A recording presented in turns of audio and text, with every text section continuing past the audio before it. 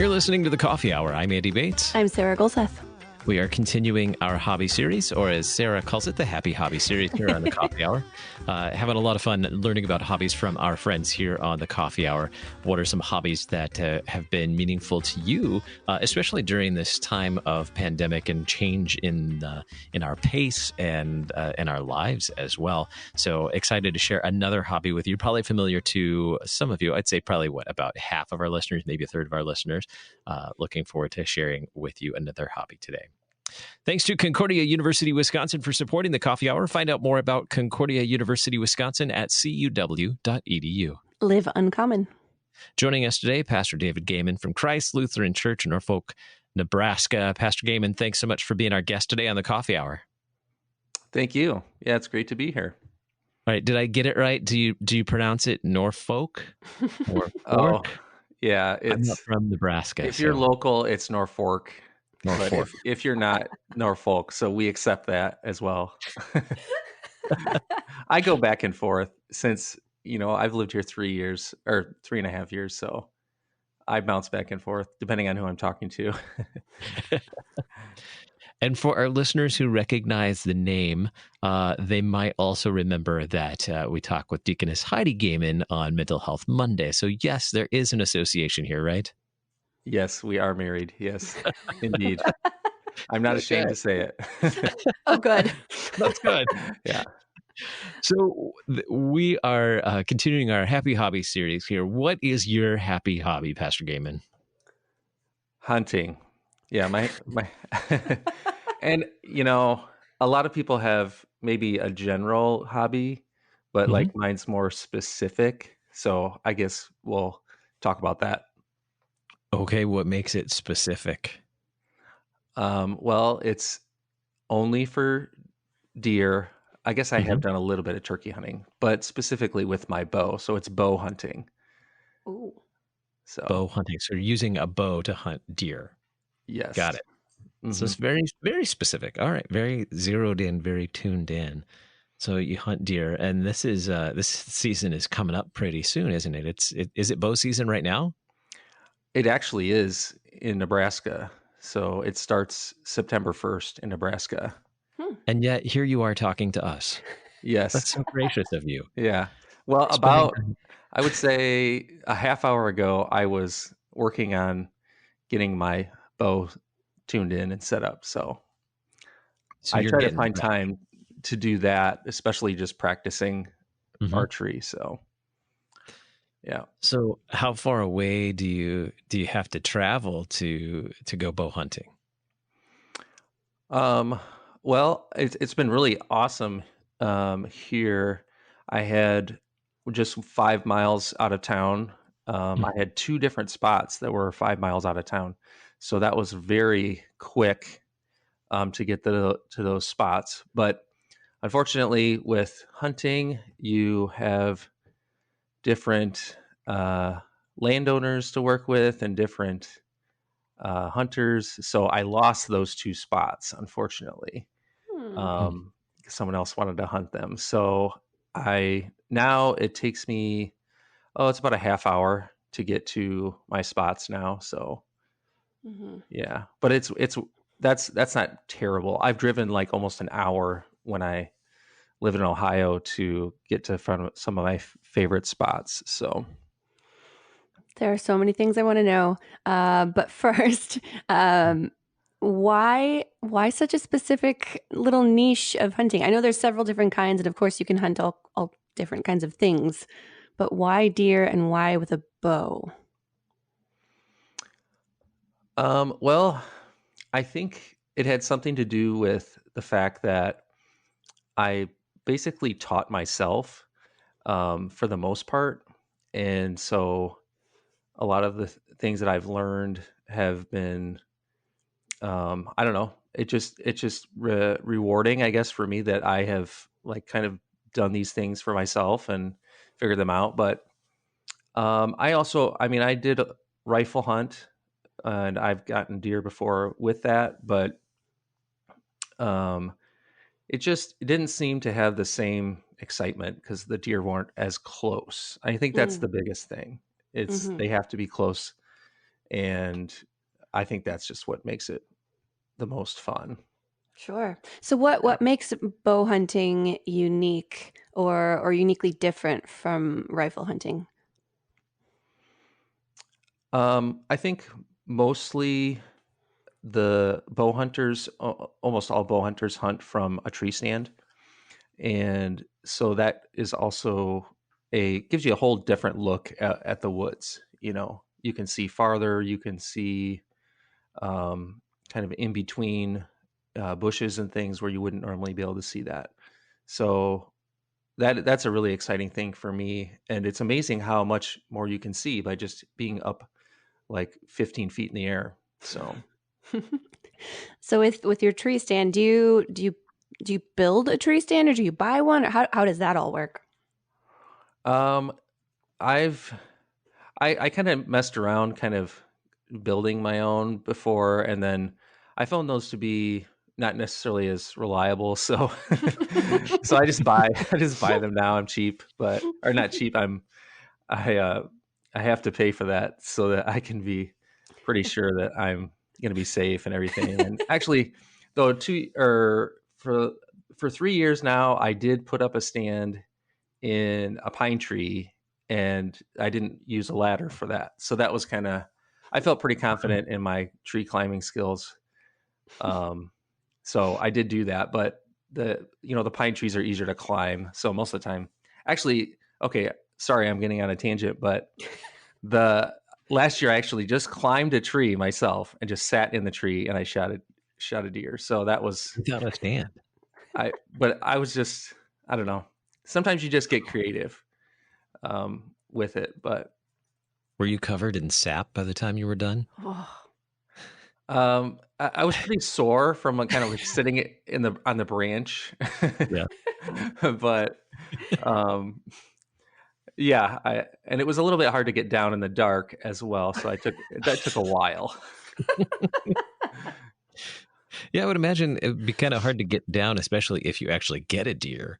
If you didn't have a stand, you were just sitting on a branch. How high up were you? Oh, I was probably like 15 feet Oh, up in okay. the air. So yeah, I don't recommend that. It's not safe at all. I don't think I'll ever do it again. Now, well, actually, for a long time, I didn't have any kind of safety harness or safety line or anything like that. And um, now I look back at that and think I was just crazy. Because now I have a harness every time. I have a safety line, like rope, that goes up the tree. And I think I started to think to myself, you know what? I have a family. I have kids. Um, I don't want to die. So I've gone to all the extent. I have everything's all, screwed in and buckled in, and uh, so I feel very secure going up and down the tree. And that's actually helped me to feel good about taking my daughter with me. Um, Eva, she's 12. So, in the family, there's not everybody's like, oh, I just love to do whatever dad does. So she's the only one who really has really kind of caught on to, why I love hunting. And so she's been out with me quite a bit now this season, and she's about to get her license, and she has a bow now, so that's pretty exciting for me. Wow. So it's become a little bit of a family event for you and your daughter. Tell us about you. You said she has a bow. What kind of equipment do you use? Well, I use a compound bow, and then the arrows are the like carbon arrows, kind of that composite. And then it's always a debate about what kind of broadheads to get. You can get mechanical ones that expand, or they do different things, but to be more lethal. And then they're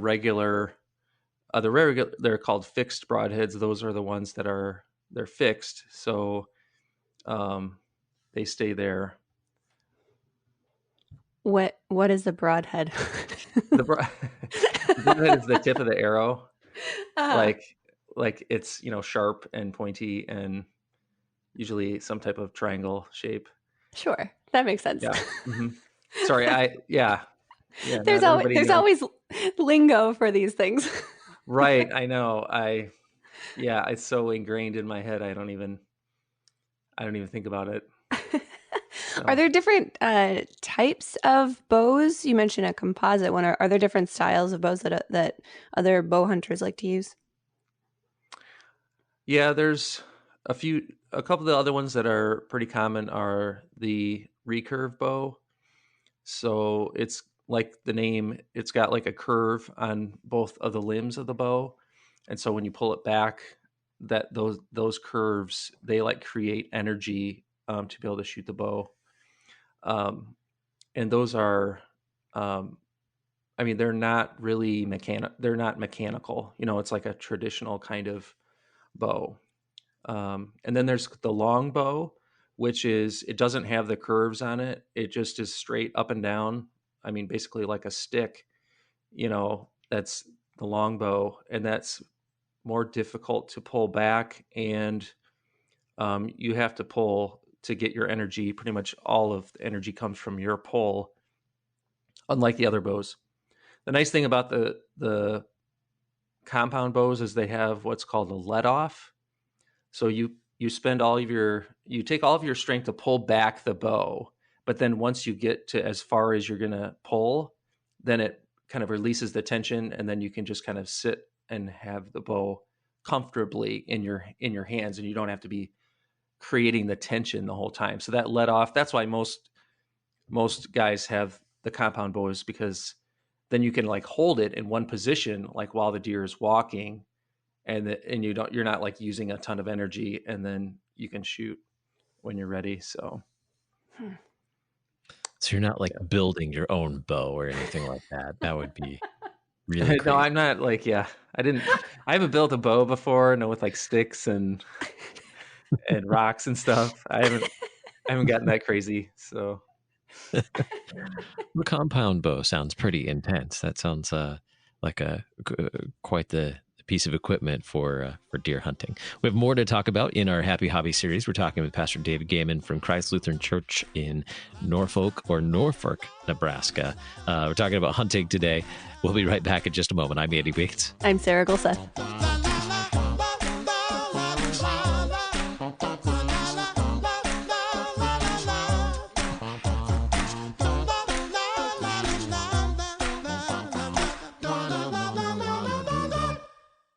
You're a miracle.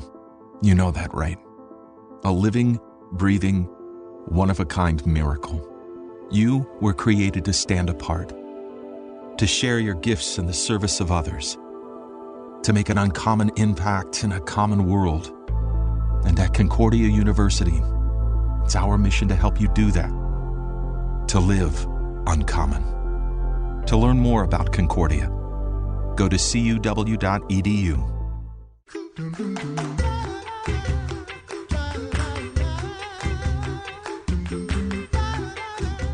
Welcome back to the Coffee Hour. I'm Andy Bates. I'm Sarah Gulseth.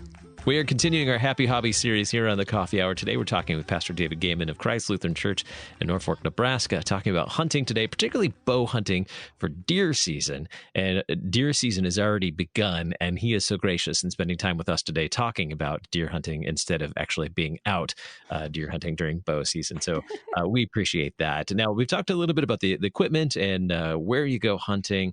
And how this has even been an opportunity for you to share something to share with your daughter as well. Did anyone influence you? You said you're mostly self-taught. Has anyone influenced your deer hunting or your bow hunting? Well, as far as deer hunting goes, my dad and actually on both sides of our families, like a lot of my, actually probably all of my uncles. And a lot of cousins have done a lot of rifle hunting. And so I would go with them sitting in the blind and while they went rifle hunting. So So I did that. I don't know how old I was. I was probably like 6 years old or something like that, like super young. And mostly I just remember being when they're like saying, we're going to shoot, so cover your ears. That was what I had to do. It's pretty loud. So, but that really got me going on hunting itself. And then, uh,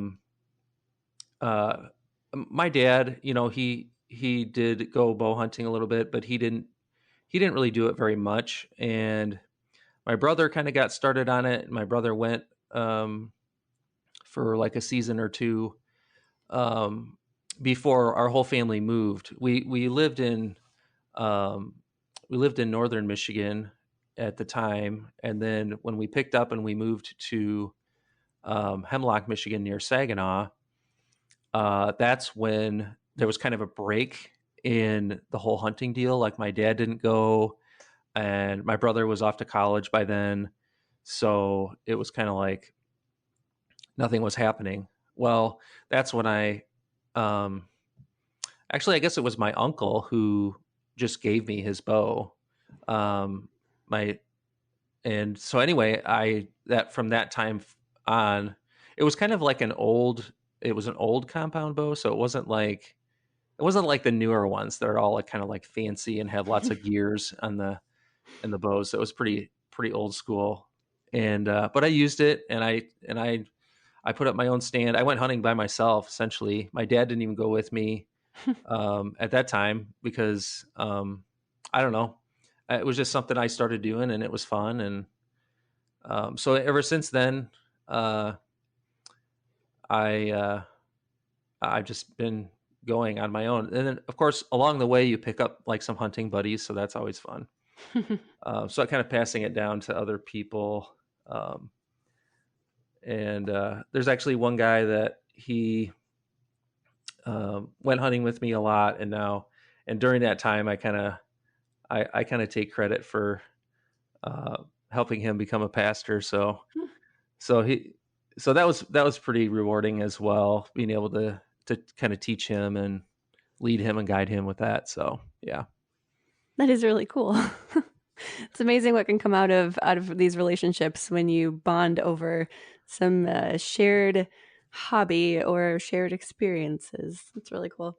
Uh, what have Yeah. you learned from hunting? I don't know, for your vocations or for life in general, or just more hunting skills. What are some of the things you've learned?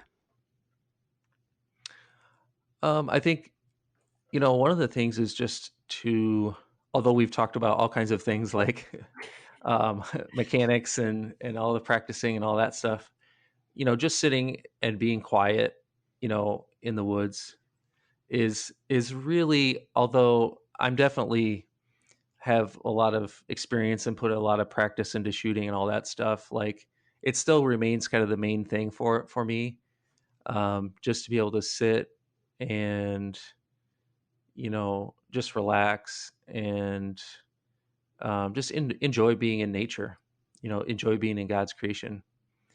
So um, yeah, I think that's the main thing. It's so easy to get busy and busy and busy, and then what really does happen is you do have to make time for it.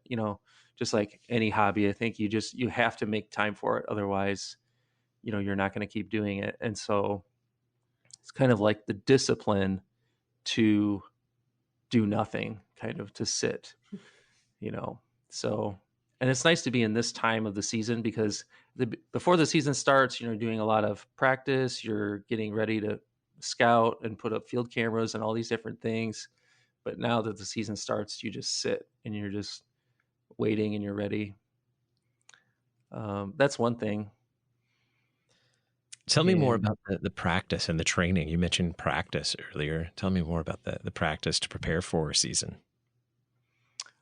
A lot of shooting with your bow and, shooting the different distances. And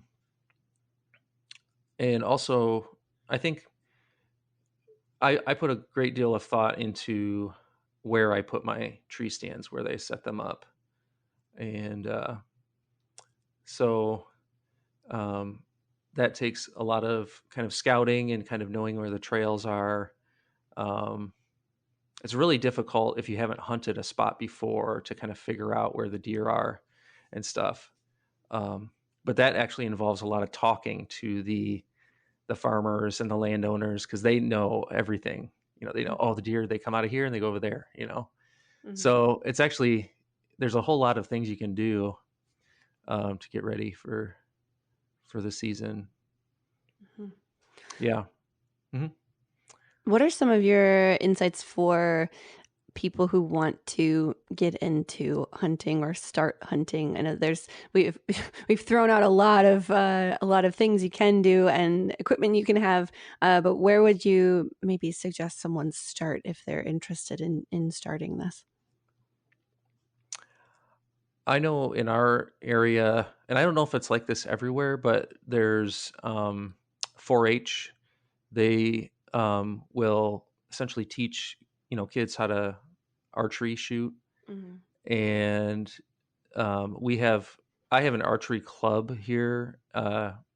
In they have every Tuesday night is like youth night, and they actually bring in a whole bunch of different bows, and they show the kids different styles and different things and teach them all about archery.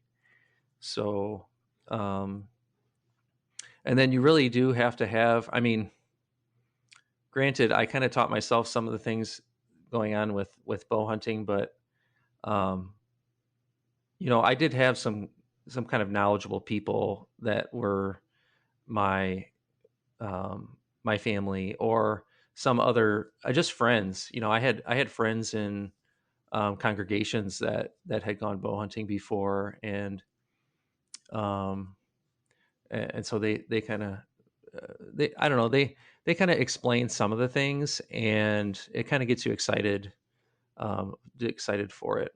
And actually, I wouldn't. Yeah, if there's anybody you can go hunting with, even if it's like you're gonna go, let's say you're gonna go turkey hunting with your uncle or something like that. Like, it just gets you excited about seeing the animals. It gets you excited about being outside, and I think for me, once I got out seeing animals and being outside, then that's what really kept me excited about bow hunting too. So I don't know. Maybe there's another way that you could learn about it. I mean, I'm sure there's lots of course, YouTube, like, that you could watch on it, but I don't know if that's going to get you as excited as actually physically getting outside. So, Mm-hmm. Okay, coming from someone who's never gone bow hunting or deer hunting, where do you have to strike with the arrow in order for it to be a successful kill? yeah, there's the area that's called the vitals. So it's basically right behind the shoulder. And so you have to make sure that the deer is what they call broadside. So it's like perpendicular to you. And so that is the really only way that you should shoot a deer with a bow. I had a deer that was coming, it was walking directly at me this last season. And I was wondering what I was going to do, because actually I was sitting in a ground blind this time. And so he was walking directly at me, but I knew that was not a good shot. It's not like an ethical shot. So he came up, he was about 15, well, he's about 20, he was about 10, less than 10 yards away. And then he finally turned at the last second, and I was like, oh, that's perfect. So, but there's always these little things that kind of that always add a further complication. It's really annoying. That's probably the worst thing about bow hunting is, if you hit a deer, you try to hit it where you need to, but sometimes you are a little bit to the right or left or up or down or whatever. And so when I was doing that, when I was shooting, I was actually shooting uphill as well. So that added a weird kind of dynamic to my shot, and I ended up shooting too high. And so I ended up missing the deer anyway. But yeah, it becomes very, very difficult to get that deer in the right position, and make sure the angles are right, and make sure that, the wind isn't too strong, and all kinds of things. So but that's what makes it fun, because it adds just this really high level of challenge, to getting it done right. And, that's one of the reasons I'm not really crazy about guns, because I just feel like, oh, that's kind of easy. It's kind of like, boom, okay, that's it, we're done. So that's the challenge is really important. I think if you want to be a bow hunter, like, get ready to be challenged, because it is not easy. What an interesting hobby, and certainly this time of year, I'm sure for many is really an important season. Glad that you'll be able to get out and do that again this year. And I hope that you get a deer, and that I hope that you have a deep freeze too if you get a deer. Yeah, I've actually got two, so I wouldn't even talk about that part of hunting as well. Right. Pastor David Goehmann, pastor at Christ Lutheran Church in Norfolk, Nebraska, thank you so much for being our guest during the Happy Hobby series here on the Coffee Hour. Thanks. I had a great time talking with you. I'm Andy Bates. I'm Sarah Golseth.